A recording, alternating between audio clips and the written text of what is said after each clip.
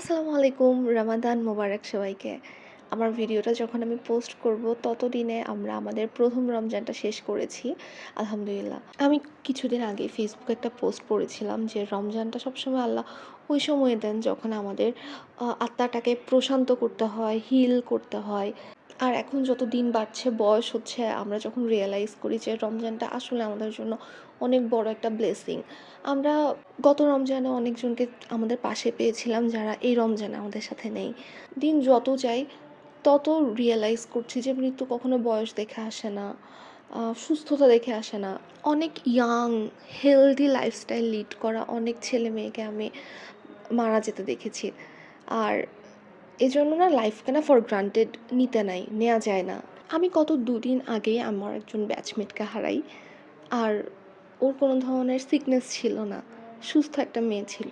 আর এই যে মৃত্যুগুলা আমাদেরকে একটা মেসেজ দেয় যে আমাদেরকেও যেতে হবে আল্লাহর কাছে। আর আমাদের লাইফটাকে ওভাবে প্রিপেয়ার করতে হবে।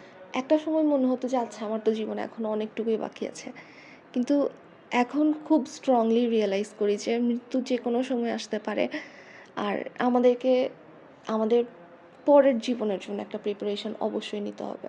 আর আমাদের এই যে জীবনটা আমরা এখন পার করছি এটা একটা ক্ষণস্থায়ী একটা জীবন। আল্লাহ যেকোনো সময় নিয়ে নিতে পারে। আর প্রত্যেকটা রমজানই আমাদেরকে আল্লাহ একটা সুযোগ দেন যে আমরা বান্দারা যাতে আল্লাহর কাছে একটু মাফ চাই। সো আমরা যারা এই রমজানটা পেয়েছি আমাদের উচিত আল্লাহর কাছে অনেক বেশি শুকরিয়া আদায় করা যে আমরা একটা ক্ষমার মাস আমরা পেয়েছি যেখানে আমরা আল্লাহর কাছ থেকে ক্ষমা চেয়ে নিতে পারবো। আর আল্লাহ আমাদেরকে মাফ করার জন্য রেডি। সো জিনিসটা অনেক অ্যামেজিং। বিকজ আমরা যারা মুসলিম আমাদের রব বলছেন আমাদেরকে ক্ষমা করবেন যদি আমরা চাই।